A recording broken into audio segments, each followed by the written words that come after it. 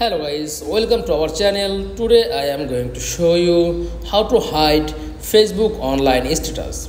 Okay, so let's get started. Then first of all, click on Facebook app. Okay,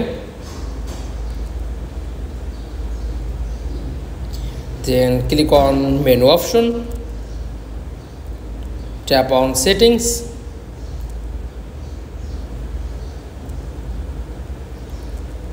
Okay, click on search bar,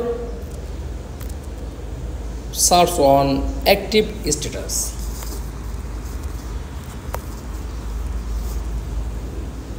Okay, this active status, just click, then your online status active, just click hide Facebook online status, turn off. That's all. Thanks for watching. Please like, comment and subscribe. Thank you.